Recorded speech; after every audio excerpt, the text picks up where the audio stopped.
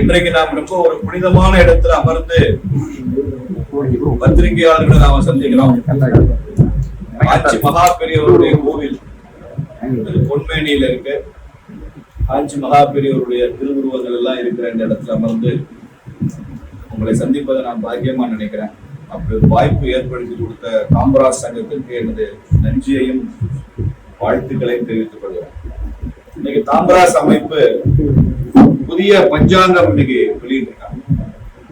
நம்ம நாட்டுல ஒரு பாரம்பரியமா ஒரு வழக்கம் இருக்கு இந்துக்களுக்கு. ஏப்ரல் 14 சித்திரை முதல் நாள் தமிழ் புத்தாண்டுக்கு முதல்ல பஞ்சாங்கம் வாசிப்பாங்க. கோவில்கள்ல வாசிக்கலாம், காலையில வீடுகள்ல வாசிக்கலாம். பஞ்சாங்கம் வாசிப்பதனால மங்களம் உண்டாகும், நல்ல மழை பெய்யும், பசுக்கள்லாம் நிறைய பால் கறக்கும், பால் சுரக்கும். இதெல்லாம் நமக்கு ஆதி காலத்துல இருந்து நமக்கு ஏற்பட்டிருக்கிற நம்பிக்கை. வளம் செழிக்கும் அப்படிங்கிறது அந்த பஞ்சாங்க வாசிக்கிறவருடைய பலன். இது மாதிரி பஞ்சாங்கங்கள் நிறைய 4 வகை இருக்குன்னு சொல்றாங்க. இது வந்து பாம்பு பஞ்சாங்கம்னு ஐயா சொன்னாங்க. அது இன்னைக்கு நான் வெளியிட்டிருக்கோம். இந்த பஞ்சாங்கத்துல பஞ்ச அங்கம் அப்படிதான் பஞ்சாங்கம் நமக்கு தெரியும். அதுல திதி அதுலதான் வருது, நட்சத்திரம் அதுலதான் வருது, யோகம், கரணம், கிழமை இதெல்லாம் உள்ளடக்கிறதா பஞ்சாங்கம். இந்த தமிழ்நாட்டுல இந்த முற்போக்குகள்லாம் வந்ததுக்கு அப்புறம் மற்ற மாநிலங்கள்ல இல்லாத அளவு விமர்சனம் இந்த பஞ்சாங்கத்து மேலே நடந்தது. பட்டயத்துக்கு என்ன பழம் பஞ்சாங்கம் அப்படின்லாம் கவிதைகள்ல பஞ்சாங்கத்தை விமர்சனம் பண்ணி எல்லாம் பகுத்தறிவுன்ற பேர்ல பேச ஆரம்பிச்சாங்க. ஆனா பஞ்சாங்கம் பல ஆண்டு காலமா இருக்கு, ஆயிரக்கணக்கான ஆண்டுகளாக இருக்கு.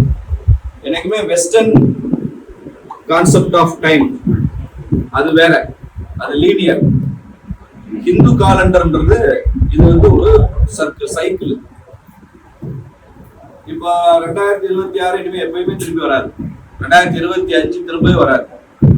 ஏன்னா அது லீனியர், நேர்கோடு போயிட்டே இருக்கும். இது வெஸ்டர்ன் சிஸ்டம். 18ஆம் நூற்றாண்டு, 10ஆம் நூற்றாண்டு, 20ஆம் நூற்றாண்டு, எத்தனை நூற்றாண்டாலும் அப்படி போயிட்டே இருக்கும். இந்து காலண்டர் நம்ம நாட்டுல எல்லா மாநிலத்திலயுமே இந்து காலண்டர் சைக்கிள். இதே பராபவ வருஷம் திரும்ப 60 வருஷம் கழிச்சு வரும். நான் பிறந்தது சோபகிருத வருஷம், திருப்பி 60 வருஷம் கழிச்சு இப்பதான் சோபகிருதம் வந்து போச்சு. அப்ப இது வந்து சைக்கிள். அது மாதிரி யுகமும் அப்படிதான். திரேதா யுகம், துவாபர யுகம், சத்திய யுகம், கலி. இந்த கலியுகம் திரும்ப சுத்தம்.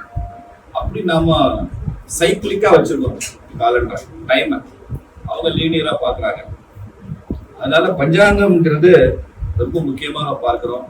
வர ஏப்ரல் 14 தமிழ் புத்தாண்டு. இந்த வருஷத்துக்கு பேரு பராபவ வருஷம், பராபவ ஆண்டு. இங்க நல்ல விளைச்சல் இருக்கும், விவசாயம் செழிக்கும், மக்கள் சுபிட்சமா வாழ்வாங்க அப்படின்லாம் அந்த பஞ்சாங்கத்துல போட்டிருக்கு. தேர்தல் அறிவிச்சதுக்கு அப்புறம் வெளியிடுற அந்த பஞ்சாங்கத்துல அப்படி போட்டிருக்குன்னா ஒருவேளை தமிழ்நாட்டுல ஆட்சி மாற்றம் வருமோ, சுபிட்சமா இருக்குன்னு போட்டிருக்க அப்படி நீங்க நினைக்கிறீங்க. உங்க ஊகத்துக்கு நான் விட்டுறேன். நான் சொன்ன அரசியல் ஆகும். அதனால அப்படி வந்தா மகிழ்ச்சி தான். வேற எந்த ஆட்சியிலும் இல்லாத அளவு இந்து கலாச்சாரத்து மேல, பண்பாட்டு மேல தமிழ்நாட்டுலதான், குறிப்பா திமுக காலத்துல ஒரு பெரிய தாக்குதல் நடந்தது. நீங்க முகலாயர்கள் ஆட்சி பண்ணாங்க. அதுக்கப்புறமா தெற்க எல்லாம் சுல்தான்கள் ஆட்சி நிறைய இருந்ததுன்னு பார்க்கலாம். பிரிட்டிஷ் வந்தான், டச்சு வந்தான், போர்ச்சுகல் வந்தான், பிரெஞ்சு வந்தான். யாருமே படையெடுத்து வந்த அந்நியர்களோட செய்ய புரியாத ஒன்றை திமுக செஞ்சாங்க. தமிழ் புத்தாண்டு ஏப்ரல் 14 ஜனவரி 14 பொங்கல் தான் தமிழ் புத்தாண்டுன்னு ஒரு புது பொருளியை கிளப்பி விட்டாங்க. அதுக்கு ஆதாரமா நிறைய தமிழறிஞர்கள்லாம் சொல்லியிருக்காங்கன்னு ஒரு கிரணி விட்டாங்க. மறைமலை அடிகள் தலைமையில 1922 நடந்த மாநாட்டுல தமிழ் புத்தாண்டை தான், பொங்கலை தான் தமிழ் புத்தாண்டுன்னு கொண்டாடணும்னு தீர்மானம் போட்டிருக்கு. எந்த தீர்மானம், எந்த அறிஞர்கள் எப்ப சொன்னாங்கன்னு நாங்களும் ரெஃபரன்ஸ் கேட்கிறோம். ஏதாவது சொல்லுங்க, ஏதாவது ஆதாரம் காமிங்கன்னா. எல்லாரும் பேசுறானே தவிர ஒருத்தரோட ஆதாரம் காமிக்கலாம். ஆனா நாம தமிழ் இலக்கியங்கள்ல இருந்து, சங்க இலக்கியங்கள்ல இருந்து இந்த சித்திரை தான் தமிழ் புத்தாண்டு, சித்திரை ஒண்ணுதான் ஆயிரக்கணக்கான உதாரணங்களை காமிச்சிருக்கோம். நன்னூல் இலக்கணத்துல வருது, கடை மாதம் பங்குனி அப்படின்னு வருது. கடைசி மாசம் பங்குனின்னா முதல் மாதம் சித்திரை தானே. It goes without saying. இந்த மாதிரி நூற்றுக்கணக்கான உதாரணங்களை நாம சொல்றோம். நல்ல வேளை திமுக அரசுக்கு கொஞ்சம் புத்தி வந்து அதுக்கப்புறமா அதை பற்றி பேசவில்லை. அதை முதல்ல மாத்தினார் கருணாநிதி. ஜெயலலிதா அம்மையார் முதலமைச்சரான போது தமிழ் புத்தாண்டை வந்து பொங்கலுக்கு மாற்றியதை திமுக அரசாங்கம் மாற்றியதை திரும்ப இவங்க மாற்றி மரபுப்படி பாரம்பரியப்படி ஏப்ரல் 14 சித்திரை 1 தான் தமிழ் புத்தாண்டு அப்படின்னு கொண்டு வந்தாங்க. அப்படிப்பட்ட ஒரு சிறப்பு நமது பாரம்பரியம், நமது பண்பாடு. இப்ப எல்லாம் ஜனவரி 1 நிறைய புத்தாண்டா கொண்டாடுறாங்களே, தமிழ் புத்தாண்டுக்கு என்ன சிறப்பு அப்படின்னு கேட்கலாம். தமிழ் புத்தாண்டுன்றது நம்ம ரத்தம், நம்ம ஜீன், நம்ம மரபு, நமது பாரம்பரியம். ஆங்கில புத்தாண்டுன்றது ஒரு கொண்டாட்டம் தான், ஃபன் தான், என்டர்டைன்மெண்ட். நீங்க வருஷம் எல்லாம் குடிக்கிற ஒரு குடிகாரன் கூட தமிழ் புத்தாண்டு அன்னையில இருந்து நாம கொஞ்ச நாளை குடிக்காம இருக்கணும்னு விரதம் எடுப்பான். அல்லது தமிழ் புத்தாண்டு அன்னைக்காவது வருஷம் பிறகு இன்னைக்கு குடிக்காம இருக்கணும்னு நினைப்பான். ஆங்கில புத்தாண்டுக்கு என்ன விசேஷம்னா அதையும் கொண்டாடுறோம். வருஷம் எல்லாம் குடிக்காதவங்க கூட இன்னைக்கு ஒரு நாளைக்கு குடிக்கலாம்னு நினைப்பான். ஃப்ரெண்ட்ஸோட போய் குடிப்போம், ராத்திரி 12 மணிக்கு ஒரு கூத்தாடுவோம், ஒரு கூத்தாட்டம் போடுவோம்னு நினைப்பான். இதுதான் ஆங்கில புத்தாண்டுக்கும் தமிழ் புத்தாண்டுக்கும் வித்தியாசம். அது வந்து ஒரு ஃபன்னு தான், என்டர்டைன்மெண்ட் தான். இது அப்படி இல்லை.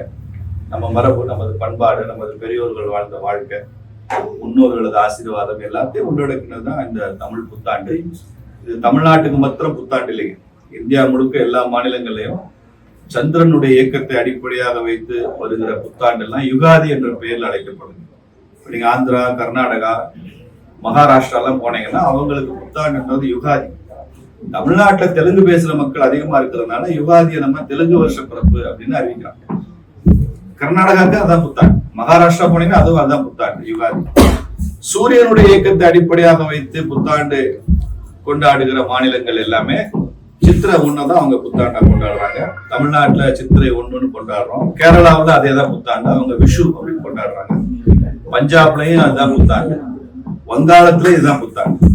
அதனால தமிழ் புத்தாண்டு என்பது தமிழ்நாட்டுக்குள்ள, ஆனா இதே சித்திரை 1 நாடு முழுக்க புது வருஷமா கொண்டாடுகிறாங்க, சூரியனுடைய இயக்கத்தை அடிப்படையாக வைத்து.